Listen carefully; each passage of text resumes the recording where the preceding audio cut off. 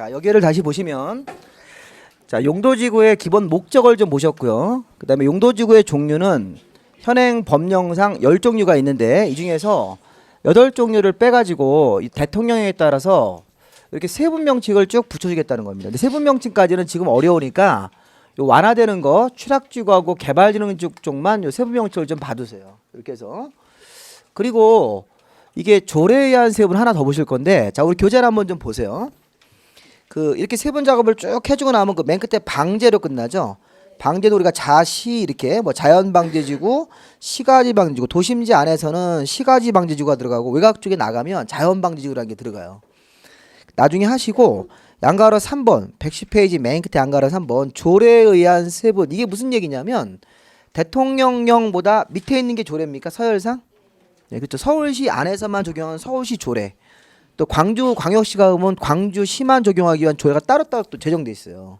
실무적으로 더 세부적 사항을 규제하기 위해서. 근데 그 조례로도 세분 작업을 할 수 있는데 요거는 3개래요. 경미특이래요. 경미특. 아까 대통령령으로 세분하는 것은 경미, 고시보, 취계, 방제인데 이거는 경미특이래요. 경미특 이렇게. 자, 문제는 얘예요. 특정용도 제한지구. 예. 특정용도 제한지구는 아까 우리 청소년 보호하는 거 있었죠? 이게 청소년 보호하는 건데 얘는 대통령령으로는 세분이 안 돼요. 대통령령에 의해서는 세분 작업을 할 수가 없는 거예요. 근데 이게 조례로 내려가면 조례 쪽으로 조례를 제정해서 조례로는 세분 작업이 가능하다 이런 표현이 써야 된다고요. 자, 거기 보십시오. 자, 110페이지 맨 밑에 양가로 3번입니다. 시도지사나 대도시는 지역 여건상 필요한 때에는 시도나 대도시의 조례로 이렇게 돼 있습니까? 조례로. 그러니까 뭐 서울시 조례라든가 뭐 인천시 조례, 경기도 조례 이런 조례를 만들어서 경관 미관지구를 추가로 세분하거나 특정 용도 제한지구를 세분하여 정할 수 있다 이렇게 돼 있어요. 그러니까 이 말의 의미는 대통령령으로 세분하는 것은 몇 종류?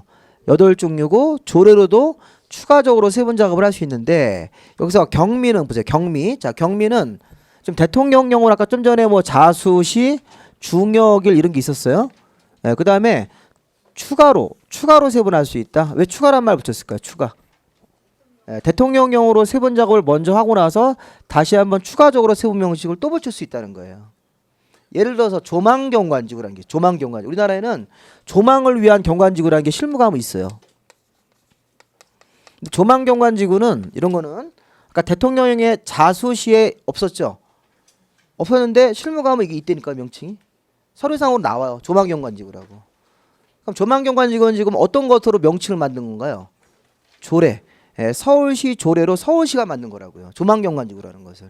자, 이렇게 대통령령으로 세분을 하고 나서 추가로 한 번 더 세분할 수 있는 것은 뭐예요? 경미. 예, 경미는 대통령령으로 세분 작업을 먼저 하고 나서 추가로 세분할 수 있다. 예를 들어서 조망경관지구라는 명칭을 만들어서 갖다 또 붙일 수 있다는 거예요. 경관지구의 명칭으로. 근데 특정용도 제한지구는 특은요. 세분이 대통령령으로는 세분이 안 됩니까? 안 되죠. 대통령은 경미가 고시를 보고 취계 방제니까 여기서는 세분이 안 되는데 대통령령으로는 세분을 못하지만 조례를 가지고 조례로만 세분할 수 있는 것. 조례로만. 이게 무슨 말인지 이해하셨어요? 네, 조례로만 세분할 수 있다. 대통령령으로는 세분이 안 되지만 대통령령이라는 규범으로는 그 안에서는 세분 작업을 못한다고요. 근데 이제 조례로 내려와서 조례를 가지고는 세분이 가능하다. 근데 이렇게 문제를 줄 수 있죠. 대통령령으로도 세분할 수 있고 조례로 세분 작업을 추가로 할 수 있는 것은 뭐냐 이렇게 물으면 경미. 예, 경미죠, 경미. 얘네들. 그다음에 대통령령으로는 세분이 안 되지만 조례로는 세분할 수 있는 것은 예, 특정 용도 제한이고 아까 청소년 보호하는 거, 이 청소년 보호하는 지구는 유해설이 못 들어오게 이렇게. 예, 그래서 이 대통령령으로 세분하는 거 8종류하고 조례로 세분하는 거 3종류도 같이 좀 봐두셔야 된다고요. 그것도 하나만 유심히 좀 보시면 요거 보세요. 방화지구. 자, 방화지구는 어디를 찾아보더라도 세분이 안 되죠. 자, 유일하게 거기다 그것도 메모를 좀 하세요. 110페이지 맨 밑에다가 자, 세분이 불가한 것. 자, 그 왼쪽에 보조단에 써 있네요. 보조단에. 자, 보조단에 보시면 세분할 수 없는 용도지구라고 써 있습니까? 예, 방화지구. 자, 화재 위험을 예방하는 방화지구는 명칭 자체를 세분할 수가 없어요. 예, 이게 유일하게 10종류 중에서 유일하게 세분이 안 되는 거예요. 여기 보면 이게 보세요. 아까 여기 좀 전에 여덟 종류 경미가 고시를 보고 요 취계 방제까지는 대통령령으로 세분화로 가고 이렇게 가고 그다음에 아까 우리 그 경미특이 있었습니까? 네, 경미특은 조례로 세분하는 것 쪽으로 또 넘어가고 이렇게. 여기 지금 요 방화는 어디를 찾아봐도 좀 세분 작업을 할 수가 없잖아요. 그런 것도 시험 문제에서 나올 수 있는 겁니다. 그래서 우리가 세분을 못하는 것은 방화지구 이렇게 조례로 세분하고 대통령령으로 세분 두 번 다 세분할 수 있는 것은 뭐다? 그건 경미다 경미. 대통령령으로는 세분이 안 되지만 조례로는 세분할 수 있는 것은 특정용도 제한지구 이런 표현들을 익히셔야 돼요. 그게 이제 시험 문제 주로 나올 수 있는 표현들이니까. 자, 그다음 옆에 보시면 용도지구의 지정 절차와 신설. 자, 그 신설은 무슨 말이에요? 신설. 자, 용도지구는 특이하게 10종류 용도지구 이외에 11번째, 12번째 명칭을 만들 수 있대요, 새로. 자, 이게 지역에서는 절대 이런 말로 하면 안 돼요. 지역은 21가지 용도지구로 딱 정해져 있는 거예요. 근데 이게 용도지구는 그 시도지사나 대도시가 지역 여건상 필요하면 시도나 대도시의 조례로 용도지구의 명칭이라든가 여러 가지 목적을 정하여 기존의 2호 번호 2번에 나오는 용도지구 외에 새로운 용도지구 지정을 도시관리계획으로 결정할 수 있습니까? 이게 무슨 얘기예요? 좀 전에 배웠던 용도지구 10종류 이외에 새로운 용도지구를 도시관리계획으로 결정해서 명칭을 신설할 수가 있다. 새로운 명칭을 신설할 수 있다. 이렇게 신설할 수 있다는 표현도 좀 알아두시고요. 그 위에 3번은 용도지구의 지정 절차 이렇게 써 있네요. 자, 차례대로 이제 한 번씩 보면 자, 용도지구는 토지에다가 지정하는 절차가 있습니까? 자, 이게 도시관리계획으로 결정한다 그 뜻이죠, 뭐.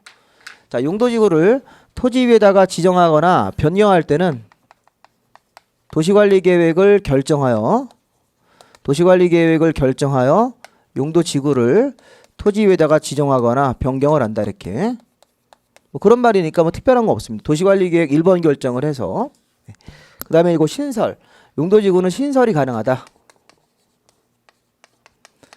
그래서 좀 전에 배웠던 10종류 이외에 뭐 11번째나 12번째를 새로운 지구를 신설할 수 있다. 근데 거기서 양가로 2번에 보시면 이런 말이 하나 있어요. 용도지구 신설은 당의 용도지역이나 거기 양가로 2번 111페이지 양가로 2번에 보시면 그 양가로 2번에 신설에 관한 세부 기준에서 그 박스 안에 동그라미 3번을 보시면 이렇게 써 있네요.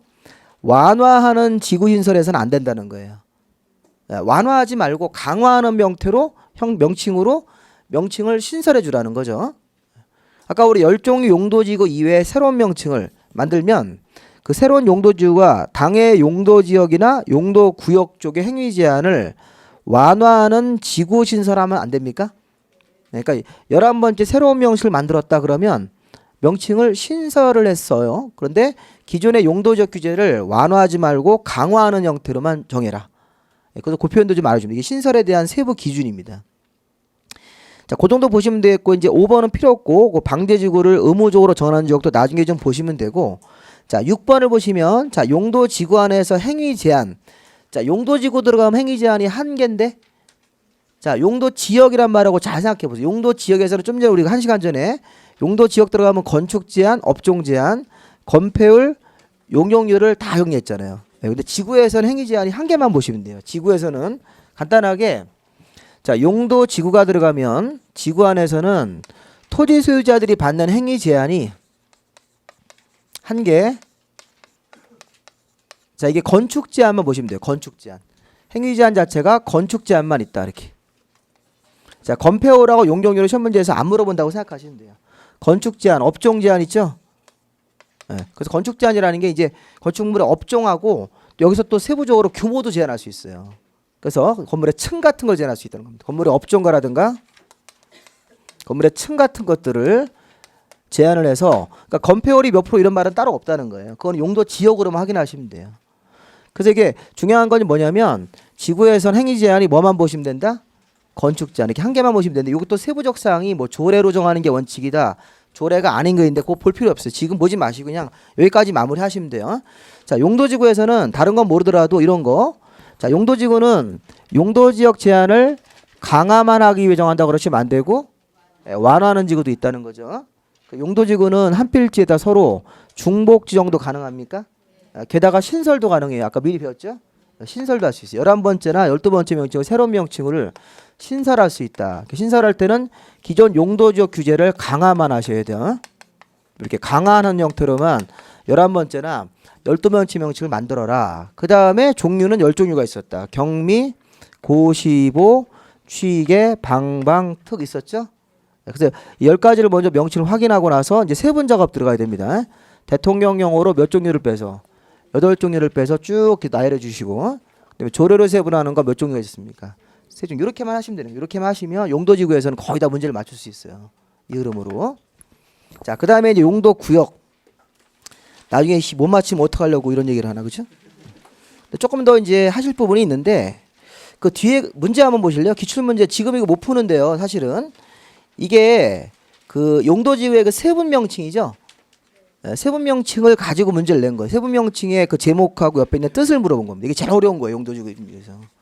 그래서 우리 요건 이제 3월 달쯤에 한번 문제를 보면 문제 파악을 하시겠죠? 답이 잘 보시면요. 역사문화 미관지구라고 돼 있습니까? 역사문화 미관지구인데 이게 제목이 문화재와 전통사찰 같이 문화적으로 보존 가치가 큰 지역의 보호와 보존. 자, 그 끝에가 보존으로 끝났어요. 그럼 이게 역사문화 미관지구가 아니라 역사문화 환경 보존지구에 대한 설명이에요. 이 문제가 최고 어려운 문제입니다. 역사문화 미관지구가 아니라 보존지구 이름 중에서 역사문화 환경 보존지구라는 게 있습니다. 이런 걸 문제를 낸 건데 문제만 의미만 파악해 두시면 돼요. 이게 세분 명칭 가지고 이렇게 문제를 내면 이게 제일 어려운 겁니다. 그 세분 이름을 아까 제가 이렇게 추락지구하고 이런 것만 공부했잖아요. 지금 하면 너무 어려워서 못 합니다. 이거는 우리 이제 3월 달에 한 번 더 이렇게 돌고 그때 문제를 푸시면 되겠습니다. 용도 구역. 자, 용도 구역으로 이제 넘어가서 용도 구역 끝나면 이제 뒤에 뭐 기반시설 이런 걸 또 쭉 이제 오늘 도시관리 계획을 더 배울 겁니다. 자, 우선 이제 용도 지구가 아니라 이제 용도 구역 들어가시면 용도 구역은 5종류 있었죠. 용도 구역은 우리가 도시관리 계획으로 결정하는 번호 중에서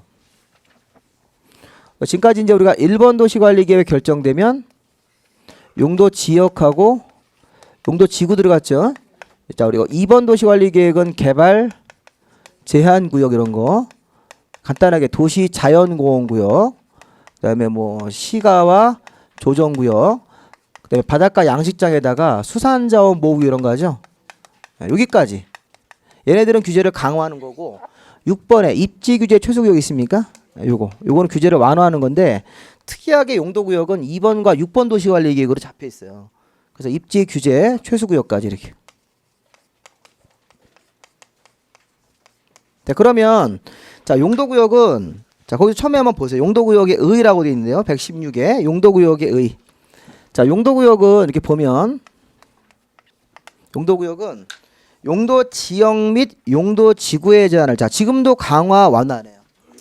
자, 용도 구역이라는 제도도 개발 제한 구역, 뭐 시가종 구역 이런 애들이 기존의 용도 지역이나 또는 용도 지구의 제한을 얘도 뭐 하기 위해서요?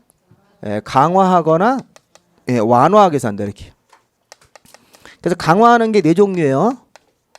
요거 다 강화라고 보셔야 돼요. 개발 제한, 도시자연공원구역, 시가조정구역, 수산자원 규제 강화고요. 입지 규제, 여기 규제 최소구역 얘가 규제를 완화하는 거라고요. 그래서 우리가 이렇게 규제하는 강화하는 거 4종류에다가 완화하는 거 한 종류로 물론 여기서 여기 수산자원은 이게 강화 완화가 섞여 있습니다 사실은. 근데 이제 주로 분류할 때 강화 쪽으로 봐주는데 얘네들은 다 강화예요. 개발 제한 구역이나 도시자연, 뭐 시가는 주로 규제를 강화하는 건데 수산자원은 강화하는 효과도 있고 완화하는 효과가 둘 돼 있습니다. 그렇게 분석을 해보면. 근데 이제 주로 이제 강화 쪽으로 분류를 해놓고 입지 규제 최소구역도 규제를 강화 완화하는 얘는 주로 이제 규제를 완화하는 쪽으로 분류합니다. 완화하는 효과가 더 크니까. 자, 그래서 강화하는 것도 있고 완화하는 것도 있다는 걸 가지고 이것도 시험 문제 나왔던 그 초록색 표현이 시험 문제 나왔었어요. 뭐라 나왔을까? 용도구역은 5종류가 있는데 용도 지역 및 지구의 제한을 강화만 하기 위해서 이렇게 하면 안 되고 규제를 강화, 완화하여 규제를 따로 정함으로써 시가지의 무질서한 확산 방지, 뭐 단계적인 토지 이용을 도모하기 위해서 맨 끝에 도시관리 계획을 결정하여 자, 용도 구역을 토지 위에다가 지정하거나 변경을 한다. 자, 참고로 메모하세요.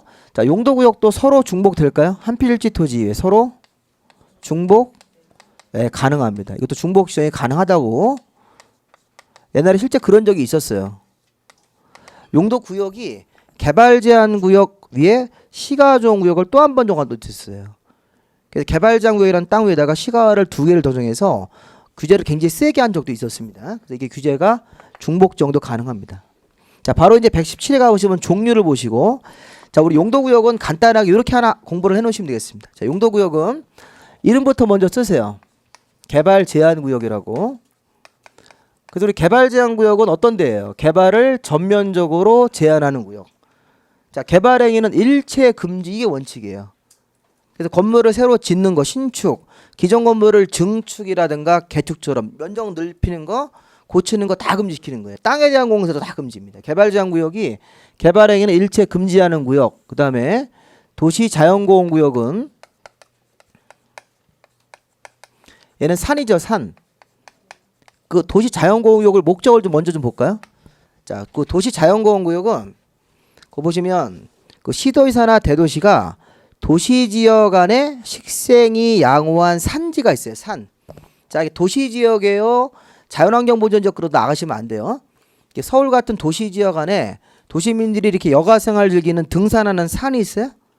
네, 그 관악산 같은데 이런 데 가보면 등산로 주변에다가 음식점을 하면 안 되죠.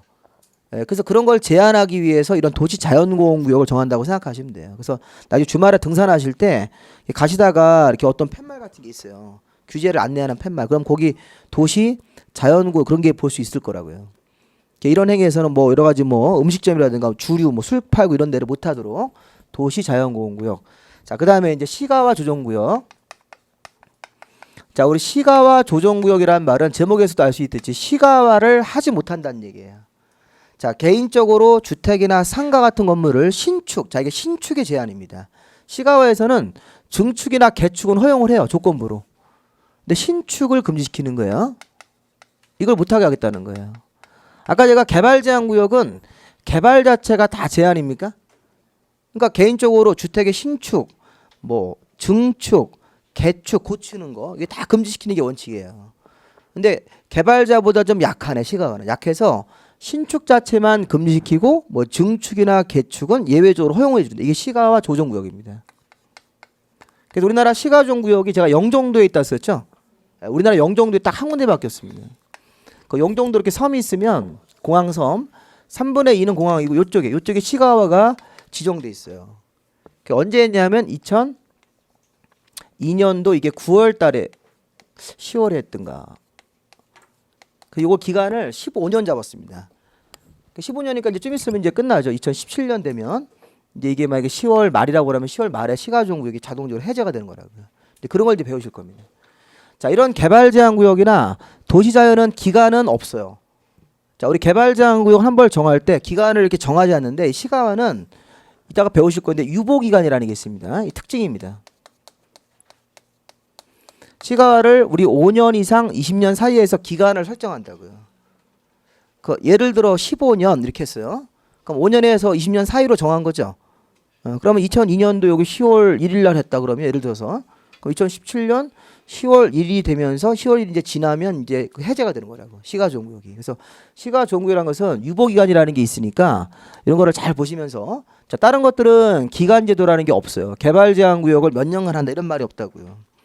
근데 시가는 유보기간이라는 게 있어서 이게 무질서한 시가를 방지해서 신축 자체를 중점적으로 제한하고 금지하는 구역이다. 그럼 증축은 돼요. 증축도 되고 땅에 대한 공사도 된다고요. 근데 개발제한구역은 땅에 대한 공사 금지, 건물에 대한 공사 일체 금지 이렇게 나가는 거예요. 기본 규제가. 그다음에 이제 바닷가 양식장에다가 수산자원 보호구역이라는 걸 하죠. 자, 그리고 우리 아까 우리 규제를 주로 완화하는 뭐가 있었어요? 입지 규제, 최소구역까지 이렇게.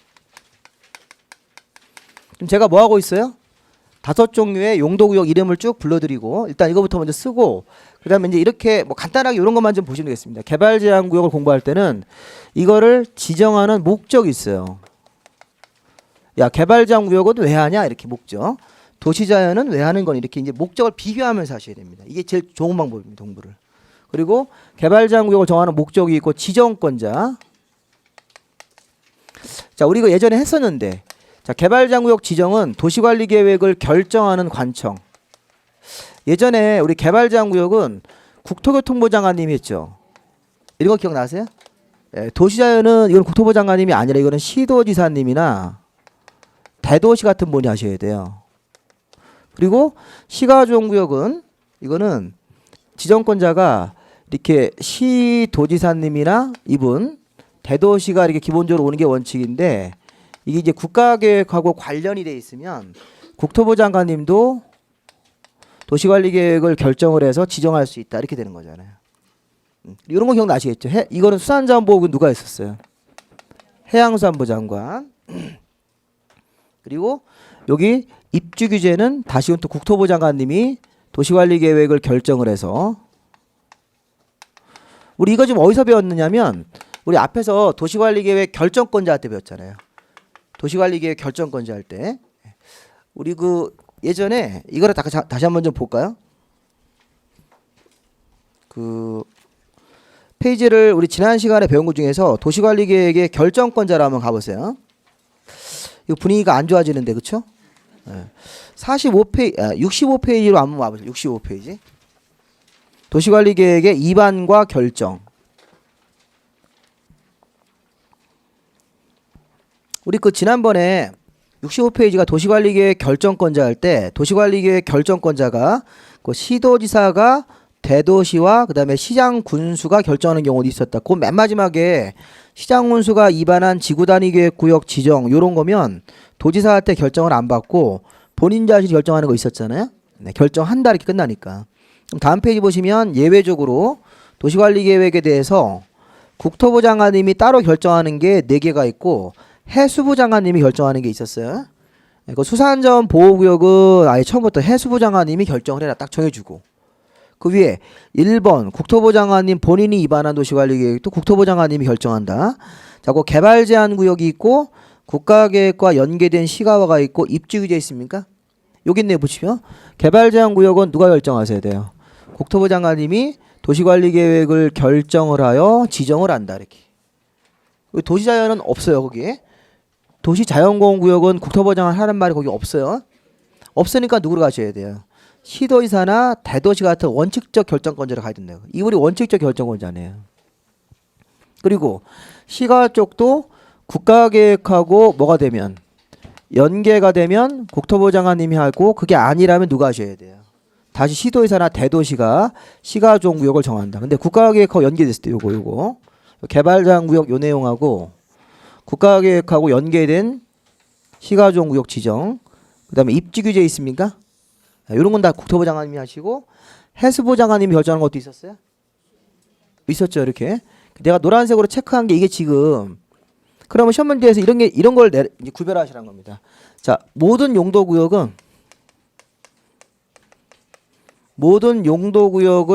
지정하는 도시관리계획의 결정은 국토부 장관이다 이렇게. 이 국토부 장관이라고 하시면 안 되죠. 이렇게. 당연히 틀린 거죠. 뭐 다음번 우리 OX 문제 볼 때 이런 거 많이 풀 겁니다. 모든 용도구역이 모든 자를 넣어가지고 용도구역 5종류 모두 다 이걸 지정하는 도시관리계획 결정권자가 장관입니까? 안 되죠. 장관님이 결정하는 것도 있었고 시도의사나 대도시가 결정하는 것도 있고 누구도 있어요. 해수부 장관도 있잖아요. 이렇게. 그래서 모든 걸 다 국토부 장관이 결정한다 이런 표현을 쓰면 안 된다고. 일부 용도구역만 국토부 장관님이 결정을 한다. 그래서 또 일부는 뭐 시도의사나 대도시가 결정하는 경우도 있었고 또 경우에 따라서는 해수부 장관님이 결정하는 경우도 있으니까 이런 거를 기본적으로 구별하시면 되겠습니다. 자, 외우는 건 나중에 하셔야 돼요. 일단 이해를 하셔야 돼. 이게 무슨 말인지를. 모든 용도구역을 지정하는 도시관리계획을 국토부 장관님이 결정하는 것은 아니다. 그 다음에 이제 목적으로 한번 가볼까요? 목적. 보시면서 이제 목적부터 한번 제가 읽어볼게요. 다시 페이지를 117로 오세요. 자, 우리 개발제한구역은 거기 117의 맨 위에 그 양가로 1번입니다. 개발제한구역에 동그라미 1번 지정 목적, 지정권자 같이 써있네요. 국토부 장관님이 도시의 무질서한 확산 방지, 자연환경의 보전, 도시민의 건전한 생활환경. 자, 한마디로 서울 같은 대도시가 무질서하게 확산하는 걸 뭐하고? 방지하고 자연환경 보전이라는 환경보전 목적, 환경보전 목적으로 개발제한구역을 정할 수 있어요? 예, 그런데 밑에 보면 국방부 장관님이 요청을 하면 군부대 근처도 보안상의 목적으로 개발을 제한할 필요가 있을 때 지정 변경을 장관님이 결정할 수 있다는 거예요. 그 목적은 두 가지가 있는 거죠. 자, 환경보호 목적도 있고 국가 보안상 목적, 두 가지가 개발 제한 구역의 목적이 되는 거예요. 자, 예전에 시험 문제가 국가 보안상의 목적으로 국방부 장관님이 요청을 하면 시가조정 구역을 정한다, 이렇게 시험 문제였었어요. 네, 그게 시험 문제입니다. 기출 문제입니다. 틀리죠, 당연히. 개발 제한 구역에서 우리가, 그래서 보시면 개발 제한 구역은 도시가 너무 무질서하게 확산되는 걸 확산을 방지하기 위해서, 그 다음에 자연환경 같은 거를 보전하기 위해서, 이렇게 환경보전 목적이 있고, 국방부 장관님이 요청을 하면 국가 보안상의 목적도 있다, 이렇게. 이런 목적으로 국토부 장관님이 도시관리계획을 결정을 해서 지정을 한다, 이렇게 하면 끝, 다 된 거예요, 이렇게. 사실 여기 원래 밑에가 행위제한이라는 게 있어요. 행위제한. 밑에 보시면 그 행위제한은 따로 법률로 정한다, 이런 말이 하나 있어요. 그럼 굉장히 특이하죠. 네. 행위제한이라는 게 아까 우리 배운 대로 개발제한구역에서는 어떤 식으로 건축 제한합니까? 건축 제한. 아까 우리 지역에서 배웠던 거. 여기서 건폐율 같은 게 있을까요? 건폐율이 뭐 몇 프로, 이런 거. 용적률이 몇 프로라는 게 원래 따로 있는데, 이런 행위 제한 자체가 우리가 시험 공부 안 한다, 이런 얘기 안 한다. 왜 안 하냐면 개발 제한 구역 쪽에 행위 제한, 그 밖에 관리에 필요한 사항은 따로 법률로 정합니까? 이게 무슨 얘기냐면 국토계획법 이외에 다른 법률로 정한다. 다른 법률은 시험 범위가 아니잖아요. 아니니까 공부할 필요가 없다는 거예요. 우리 국토계획법에 없네, 이렇게만 하시면 되는 거예요. 그럼 시험 문제에서 반대로 국토계획법으로 직접 정한다, 이렇게 하면 안 된다는 거죠. 자, 행위제한 자체가 개발제한구역에서는 국토부 장관님이 정했는데, 국토부 장관님이 개발제한구역을 정하면 어떤 행위제한을 받을까? 땅 주인이 많은 제한을 받아요. 개발행위가 전면적으로 제한되는 거예요. 근데 그런 행위제한 자체가 구체적으로 나열되어 있는 게 국토계획법이에요, 다른 법이에요? 다른 법이다. 국토계획법이 아니다, 이 말이에요. 아니다. 그러니까 시험 범위 할 필요가 없다. 국토계획법이 없다, 이런 얘기를 하고 싶은 거예요. 자, 그러면 또 그 논리대로 여기 도시자연으로 한번 가보세요. 도시자연. 자, 두 번째 도시자연공원구역도, 자, 지정권자가 시도의사나 대도시가, 자, 어디서 하는 거예요? 도시지역 안으로 들어간다, 이렇게. 관리지역, 농림지역 말고 도시지역 안에서, 자, 식생이, 양호한 산지가 있어요. 이 산의 개발을 제한하기 위해서, 한마디로 등산하는 산에다가 뭐 음식점을 차리고 이런 거 못하게 산지 개발을 제한하려고 이런 시도나 대도시가 도시관리계획 결정을 해서 지정을 하는데, 자, 문제는 시도의사가 이런 산지 개발을 제한하려고 정하면 여기 행위제한이 뭐라고 돼 있어요? 도시자연구역도 행위제한이 개발제한구역처럼 따로 법률로 정하네. 그러니까 시험 공부할 게 없다는 거예요. 국토계획법 자체는 시험법이지만 국토계획법 이외에 다른 법의 이름도 알 필요 없습니다. 다른 별도의 법으로 정하는 거니까 행위제한은 국토계획법이 없다. 자, 그 다음에 수산자원을 좀 먼저 볼까요? 시가를 좀 나중에 보고, 근데 시가는 좀 중요한 부분이 있어서 좀 나중에 보시고, 자, 뒤쪽으로 좀 넘기셔서 수산자원을 먼저 보세요. 122에. 자, 거기 수산자원 들어가시면 수산자원 또 해수부 장관님이 직접 또는 요청을 받아서 수산자원의 보호를 위해서, 우리 바닷가 양식할 때 수산자원 보호구역이라는 걸 한대요. 이렇게. 그럼 수산자원 보호구역 같은 걸 하면, 이런 걸 하면 수산자원의 보호를 위해서 해수부 장관님이 주로 이제 바닷가에다가 하는데, 이걸 하면 행위제한이 뭐라고 돼 있어요? 행위제한 자체가. 그 수산자원 관리법이 정하는 바에 따른다, 이렇게 돼 있습니까? 네, 행위제한이. 수산자원 관리법이면 국토계획법이에요, 다른 법이에요? 이것도 다른 법이에요. 다른 법인데 여기서는 다른 법의 이름을 아예 써놨어요, 구체적으로. 근데 어찌됐든 얘도 국토계획법이 아니라 따로 법률로 정한다고 할 수 있습니까? 이렇게 들어가는 거예요. 행위자 자체가 국토계획법이 없다, 이렇게 따로 법률로 정한다, 이런 식으로 공부를 해놓으셔야 돼요. 자, 이게 그대로 시험에 나오는 표현이기 때문에. 근데 문제는 이제 얘입니다. 시가와 쪽하고 입주규제는 행위제한이 국토계획법에서 국토계획법으로 직접 정한다. 국토계획법에서 직접 어떤 행위만 해라, 이렇게 정했어요. 자, 여기도 입주규제 최소구역도 국토계획법에서 행위 제한을 직접 정합니다. 직접. 그러니까 행위 제한이 따로 정해져 있는 거 몇 개? 3개. 예, 그다음에 국토계획법에서 직접 행위 제한을 처리하는 방법 있는 게 2가지가 있다는 거죠. 이렇게. 이제 그거를 이제 마지막으로 파악하자는 겁니다. 자, 우선 시가화를 보세요. 시가화. 자, 시가화 쪽은 자, 시가화가 일단 시험 문제에서는 제일 자주 나오는 부분이라서 시가화 쪽을 좀 몇 개 좀 줄을 좀 치셔야 됩니다. 자, 117로 오십시오. 그 양가로 3번에 보시면 시가화 조정구역이라고 돼 있죠. 네, 그 시가화 조정구역은 자, 동그라미 1번에 시도지사님이 자, 시도지사가 요 시가화 쪽에서는 여기서 여기 시가에서는 대도시는 좀 빠지네요. 제가 실수로 잘못 집어넣었네요. 자, 일단 여기 대도시는 빠지고 시도지사만 정한다고 보셔야 돼요. 시도지사가 이렇게 시도지사님이 이렇게 그 대도시는 빼고 시도지사가 직접 또는 요청을 받아 도시지역과 주변 지역의 무질서한 시가화 방지. 자, 한마디로 시가화는 도시지역과 주변 지역의 무질서한 시가화 방지와 단계적 개발, 이게 이제 시가화의 목적인데, 자, 이런 거 한번 차이점을 좀 보세요. 개발 제한 구역은 도시의 무질서한 확산 방지입니까? 예, 근데 여기는 무질서한 시가화 방지죠.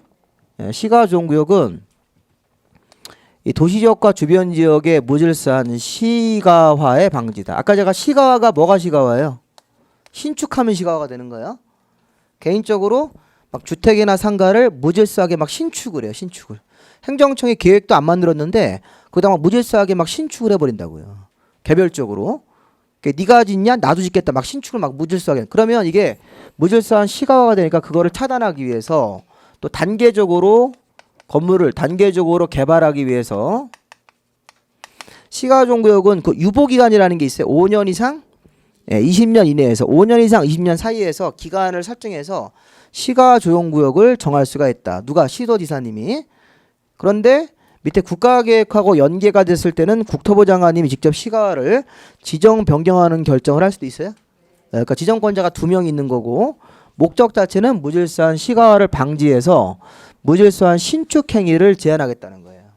그리고 유보기간이 5년 이상 20년 이내에서 정해진다. 그래서 유보기간이 있으므로 그 다음 페이지 보시면 유보기간 때문에 이게 자동 실효 규정이라는 게 있어요. 시가화를 지정한 그 효력이 자동적으로 없어져요. 자, 5년 이상 20년 이내입니다. 그러면 만약에 유보기간을 15년으로 했다. 그러면 15년이 되는 날 지나고 다음 날 되면 시가화는 자동적으로 해제되는 겁니까? 해제가 되는 거예요. 개발제한구에서는 그런 일이 없어요.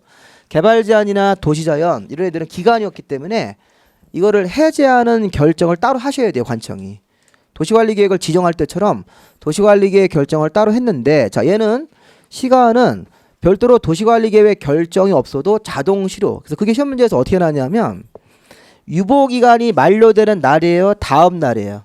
네, 그걸 시험 문제 내요. 유보기간이 만료되는 날에 만료되는 날이 아니에요. 만료되는 날에 다음. 오늘이 만약에 만료일이면 오늘 밤 12시가 되면서 1초가 지나죠. 네, 그러면 다음 날 되는 거잖아요. 일자가. 예, 그러면 그렇게 1조가 딱 지나면서 자동적으로 시가화를 지정을 한 도시관리계획 결정이 자동 실효 이렇게 해석하는 거예요. 자동 실효. 예, 그래서 시가화 조정구역은 유보 기간이 있으니까 유보 기간이 끝나는 날이 아니라 끝나는 날에 다음 날 되면 그 시가화를 지정을 한 효력이 자동적으로 없어진다. 행정청이 별도 어떤 도시관리계획을 따로 이렇게 해제하는 결정 안 하더라도 자동적으로 시가화를 지정을 한 도시관리계획 결정이 자동 효력을 잃는다. 그럼 효력을 잃으면 외부로 실효 일자나 실효 사유 같은 것들을 외부로 따로 고시를 하여야 한답니까? 그렇죠. 행정청 내부적으로만 알고 있지 말고 실효고시라는 걸 별도로 해야 된다. 그걸 실효고시 의무라고 합니다. 실효고시 의무. 여기까지가 시험 문제에 나왔던 표현입니다. 자, 행정청이 실효고시를 할 필요는 없다. 이거 맞아요, 틀려요? 네, 틀린 거예요. 실효고시 할 필요가 없다. 아니라 실효고시를 반드시 하셔서 주민들한테 알리셔야 됩니다. 자, 그 다음에 동그라미에서 한번 행위제한. 자, 우리 행위제한 어떻게 하라는 거? 행위제한은 이제 시가조정구역이라는 게 들어갔으면 행위제한 자체가 국토계획법에서 직접 정한다. 이렇게. 거기 행위제한이 이렇게 별 표시가 되어 있고 시가 쪽하고 그 왼쪽에 보조단을 좀 보세요. 시가화 쪽하고 입지규제 쪽에서의 행위제한은 시가화 조정구역하고 입주규제 취소구역은 국토계획법에서 별도로 행위제한을 정하라고 되어 있습니까? 따로 법률로 정하는 게 아니죠. 국토계획법 내에서 행위 제한을 정하고 있다. 그렇게 해석하는 거예요. 그래서 거기 그 행위 제한에 118번의 그 본문을 보세요. 기억하고 니은입니까? 자, 이 두 가지 행위만 할 수 있다요. 자, 시가에서는 그 두 가지 행위인 도시계획 사업하고 허가를 받고 거기 이제 A번 행위, 뭐 B번 행위 이런 행위들이 쭉 써 있어요. 거기 A번 행위하고 B번 행위가 근데 굉장히 많죠. 자, 여기 좀 한번 보세요. 시가 쪽 이게 좀 난리 났어요. 지금 보니까 할 게 또 많아졌어요, 되게. 이때 이제 공부를 좀 할만하면 이렇게 어려운 게 나와가지고 할 마음이 싹 사라지죠. 이게 시가화에서는 국토계획법에서 이렇게 써 있어요. 두 가지 행위만 할 수 있다. 두 가지. 자, 간단하게만 볼게요. 두 가지 행위만 할 수 있고 나머지는 다 금지래요. 자, 이것도 네거티브형이에요, 포지티브형이에요. 할 수 있는 거 두 가지만 써놓고 나머지는 다 금지시키는 형태가 포지티브형 규제죠. 할 수 없는 걸 써는 게 아니라 할 수 있는 거 딱 두 가지만 하라는 거예요. 자, 이런 형태의 규제가 이게 안 좋은 규제, 후진국형 규제입니다. 이게 우리 국민들을 완전히 세게 규제하는 거예요. 두 가지 행위만 하고 나머지는 다 안 된다. 나머지 다 금지라고. 그래서 시가와도 규제가 굉장히 강한 편입니다. 자, 두 가지가 뭐냐면 첫 번째가 도시계획 사업이라고 돼 있습니까? 네, 도시계획 사업 이렇게. 자, 우리 예전에 제가 도시계획 사업은 공익사업이라고 했었죠. 네, 이게 도시계획 사업이 사실은 공익사업이에요. 이게 원래 이제 공익사업 세 가지 사업으로 구성되어 있죠. 시가에서 도시를 계획적으로 발전시키는 사업은 개인적 사업이 아니라 공익사업인데 공익사업 세 가지. 자, 도로나 공원 만드는 도시계획 시설 사업, 그다음에 도시개발 사업, 그다음에 정비 사업이잖아요. 네가 언제 그런 얘기를 했냐 이런 표정을 주시면 안 돼요. 네, 우리 지금부터 2주 전에 제가 도시계획 사업이라는 표현을 우리 앞에 용어 정리할 때 배웠다고요. 도시계획 사업 할 때는 세 가지가 있어요. 도시계획 시설 사업, 도로 만드는 사업, 새로운 시가지 만드는 사업인 도시개발 사업, 그다음에 정비 사업이라고요.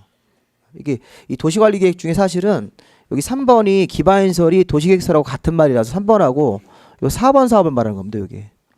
그럼 어쨌든 도시계획 시설 만드는 사업, 도시개발 사업이나 정비 사업을 우리가 이제 도시계획 사업이라고 부르는데 얘네들이 어떻게 하면 할 수 있냐면 국방상 공익상 불가피하고 밑에 국토부 장관님이 시가와에 지장이 없다고 인정을 하면 할 수 있대요. 네, 이게 조건부로 할 수 있다는 거예요. 조건부로. 자, 시가와에서는 공익사업조차도 이렇게 시가와에서는 공익사업조차도 어떻게 할 수 있습니까? 국방상 공익상 어떻게 하고 불가피하고. 자, 플러스 국토교통부 장관님이 인정을 해야 됩니까? 네, 국토부 장관님이 인정하는 도시계획 사업만 할 수 있다 이렇게. 그 예전에 시험 문제가 시가와에서는 도시계획 사업은 자유롭게 할 수 있다. 이 기출 문제예요. 이거 완전 틀린 거죠. 자유롭게 하는 거 없어요. 자유롭게 하지 말고 도시계획 사업조차도 국방상 공익상 불가피함이 인정되고 또 국토부 장관님이 따로 시가와에 지장이 없다 이렇게 인정을 할 때만 할 수 있다. 자, 그다음에 자, 도시계획 사업을 제외한 나머지 행위는 도시계획 사업을 제외한 나머지 행위는 이렇게 해석하는 거예요. 나머지 행위는 관청한테 가서 허가를 받고 자, 법으로 정해진 행위만 할 수 있다. 이렇게. 법정된 행위만 할 수 있다. 자, 도시계획 사업을 제외한 나머지 행위는 허가를 받아서 법에 써 있는 행위 A, B, C 그 세 개만 할 수 있대요. 시가와에서 꼭 교재 보세요. 자, 118페이지 보시면 중간에 그 니은번의 허가 대상 그거 한번 제가 읽어볼게요. 자, 시가와에서는 동그라미 1번의 도시계획 사업의 경우를 제외하고는 공익사업을 제외하고는 그럼 공익사업인 도시계획 사업을 제외한다는 거 나머지 행위는 이제 민간인들이 한다는 거예요. 민간인들이 도시계획 사업을 제외한 나머지 행위는 자, 다음 어느 하나의 행위에 한정하여 자, 다음 어느 하나 행위가 A번 행위도 있고 그 아래 B번 행위도 있습니까? 근데 B번 행위가 그렇게 많아요. 보면 쫙 있고 한 장을 넘겨보시면 C번 자, A, B, C번이라고 돼 있어요. 요 행위만 허가를 받고 하십시오.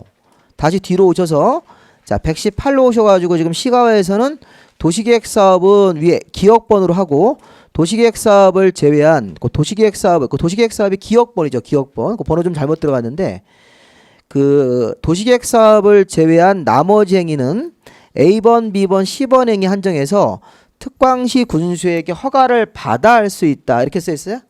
네, 그러면 그 A번 A가 뭔가 볼게요. 자, 다 보지 말고 A번 A가 자, 농업용, 임업용, 어업용 건축물을 맨 끝에 농업, 임업, 어업인들이 건축한다.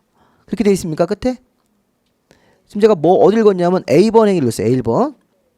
시가와에서 그 A번 행위인 농업, 임업, 어업용 건축물을 그 농업이나 임업을 영위하는 자가 밑에 써있는 축사라든가 뭐 창고 이런 행위를 끝에가 건축이라고 써 있어요. 건축?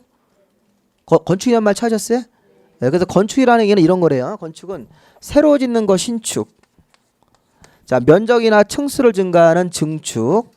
그 다음에 기존 건물을 종전 사이즈와 똑같은 범위 내에서 고친다는 의미의 개축. 이게 다 들어가는 거예요.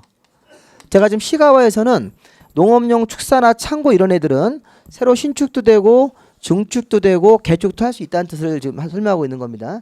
이게 좀 된다는 거예요? 안 된다는 거예요? 이게 된다는 거예요. 시가와랑 농업용 축사 이런 거는 별로 관련이 없기 때문에 신축도 할 수 있고 증축도 할 수 있고 개축이라는 게 할 수 있다고. 이게 건축이기 때문에. 근데 문제는 주택을 보셔야 돼요. 주택. 자, 밑에 이제 B번 내려가시면 박스 안에 들어가 봐서 잘 보세요. 주택이나 부속 건축물은 건축이라도 밑에 써 있는 다음 어느 하나 행위만 되는데 주택은 지금 증축이라고 써 있습니까? 예, 주택은 증축이라고 써 있어요. 증축만 된다고. 증축. 주택은 증축만 돼요. 예, 그 아래 보면 주택의 증축이랑 한번 중복되는데 주택은 증축이라는 표현이 써 있습니다. 그럼 이게 무슨 얘기냐면 주택은 건축이라고 쓰면 안 된다는 거예요. 시가와에서 아까 제가 시가와에서는 뭐를 제한하는 거예요? 신축. 개인적으로 주택이나 상가 이런 건물들을 신축하는 건 다 금지예요. 그럼 시가와에서는 주택은 뭐만 할 수 있다? 증축. 그것도 기존 면적 포함해서 100제곱미터 이하까지. 기존 주택 사이즈가 60이면 추가적으로 40만 더 얹을 수 있다는 거예요. 거기까지만 증축하는 거 그거 끝이에요. 나머지 못해요. 네, 증축행위 할 수 있고 자, 그 다음에 오른쪽에 하나만 더 보시면 119페이지로 오셔서 밑에서 점 거기 밑에 맨 밑에 있는 점 위에 보시면 기존 건축물을 동일한 규모 안에서 개축, 재축, 대선이란 말이 있습니까? 요거까지도 인정하겠다는 거예요. 자, 시가와에서 기존 건축물이면 아까 시가와에서 농업용 축사는 뭐였어요? 시가와에서 농업용 축사는 건축. 시가와에서 농업용 축사는 건축이에요. 그러니까 시가와에서 농업용 축사는 허가만 받으면 건축이니까 신축도 할 수 있고 증축도 할 수 있고 개축, 재축같이 고치는 행위도 할 수 있다는 거예요. 그런데 시가와에서 주택이라고 뜨면 주택.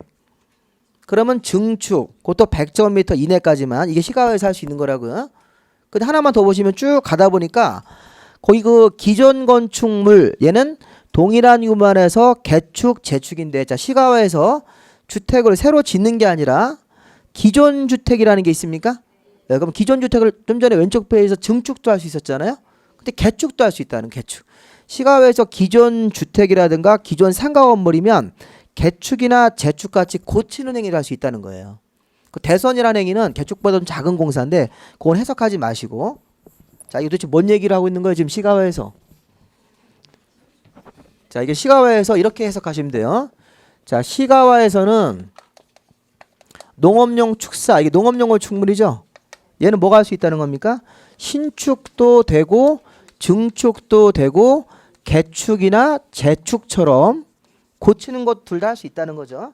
이 시가와에서 가능하다는 거죠. 지금 이렇게 허가만 받으면. 근데 시가와에서 주택이라고 나오면요, 신축은 안 되는 거예요. 금지행위라고. 금지 못 한다는 거예요. 근데 증축은 돼요? 되죠. 아까 거기 두 번째 있었잖아요. 100제곱미터 이내까지 증축이 된다는 거죠. 그다음에 개축이나 재축도 그 여러분들 페이지 오른쪽에 보시면 기존 건축물이라는 거 범위 안에 기존 주택을 포함한다는 거예요. 이게. 그래서 이것도 된다는 거죠. 된다는 거예요? 신축은 안 된다고. 신축은. 그럼 이제 하나만 더 볼게요. 상가. 상가는 신축 당연히 안 되는 거야. 안 되는 거야. 증축도 안 돼요. 왜 증축이 안 될까요? 아까 증축 항목에 주택밖에 안 써 있잖아요. 지금. 예. 그리고 개축이나 재축은 된다는 거예요. 이 표를 지금 잘 해석하시면 지금 제가 설명한 걸 이해하신 거예요. 시가와에서는 농업용 축사면 다 되는 거예요. 이런 행위를 허가만 받으면 이거 신축도 할 수 있고 증축도 할 수 있고 기존 축사나 이런 것들을 고치는 것도 할 수 있다는 거예요. 그런데 시가와에서 주택이라고 뜨면 주택은 신축은 무조건 안 되는 거죠. 예, 아무리 찾아봐도 주택을 신축하거나 설치한다는 말은 없다고요. 그 표안에. 근데 증축은 있어요? 예, 시가에서 증축은 된다고. 증축은 100제곱미터 이내까지 그 증축할 수 있다는 표현이 나오잖아요. 근데 시가에서 주택을 개축이나 재축도 할 수 있는 거라고요. 예, 왜냐면 요 개축 재축이라는 말이 그 기존 건축물이라고 돼 있잖아요. 기존 건축물. 요거 기존 건축물 할 때 이게 어떤 건물인지 종류를 제한하지 않았더라니 거기서. 그럼 기존 주택이든 기존 상가든 고치는 행위까지는 인정할 수 있다는 거예요. 허가만 받으면. 무슨 말인지 아셨습니까? 쓰시느라고 설명을 못 드시는데 이거 뭐 별거 없잖아요. 이렇게 나눠가지고 이렇게 나눠서 이렇게 이제 요거를 동그라미를 치면서 이게 되는 행위고 요거는 요 두 가지만 여기서는 하나만 된다는 거예요. 이렇게. 이걸 잘 생각해 보세요. 이렇게 시가화라는 게 조금 우리 어려운데 그럼 시가화에서는 할 수 있는 게 두 가지. 그것만 보세요. 그것만. 그럼 시가화에서는 도시계획 사업은 이 공익적 사업인데 이거는 국방상 공익상 불가피하고 장관님이 인정을 하면 할 수 있고 도시계획 사업을 제외한 나머지 행위는 여기 뭐 A번 행위라든가 뭐 B번 행위라든가 이런 C번 행위만 할 수 있는데 아까 제가 중요한 거 몇 가지만 봤다고요. 농업용 축사 같은 것들은 건축, 주택은 증축, 그다음에 뭐 상가 이런 같은 경우는 이런 개축부터 개축이 된다 이렇게. 주택은 증축이나 개축 둘 다 되는데 신축은 안 되고 상가는 신축도 안 되고 증축도 안 되고 개축만 되고 이렇게. 그런 행위를 찾아서 이게 가능한 행위다라는 거를 우리가 어렵죠? 빨리 넘어가야죠. 어려우면. 이렇게 개념으로 이런 식으로 해서 공부를 하시면 기출문제에서 거의 다 답을 낼 수 있어요. 조금 이게 어려운 부분이긴 한데 그리고 이제 입지 규제 한번 가볼까. 나머지 거 뒤에 가보시면 뭐 허가 받을 때 뭐 여러 가지 세부 기준 나오는데 나중에 보시는 거고. 자, 입지 규제는 어디 있습니까? 쭉 넘기셔가지고 122에 보시면 자, 입지 규제 최소 구역 있죠? 예, 입지 규제 최소 구역도 국토부 장관님이 그 목적이 그 토지 이용 증진에서 도시의 정비를 촉진하고. 자, 입지 규제는 낡은 데가 있으면 정비한다는 거. 정비. 우리 정비는 원래 재개발로 하는 건데 그런 재개발 말고도 이렇게 할 수 있대요. 국토부 장관님이 자, 낡은 도시를 정비 같은 것들을 촉진하고 도시의 거점을 육성, 거점 육성 이런 걸 하기 위해서. 우리 삼성동에 현대가 큰 사옥 짓죠. 예, 그럼 이제 완전히 이제 그 자동차 문화가 이제 생기는 새로운 거점 건물이 생기는 거. 이런 거 하려고 하는 거예요. 가능할 수 있습니다. 삼성이 이쪽에 그 삼성동에다가 우리 현대가 그 한전 사옥 사가지고 현대에 우리 사옥을 짓대잖아요. 그런 게 일종의 도시의 거점 같은 걸 육성하는 겁니다.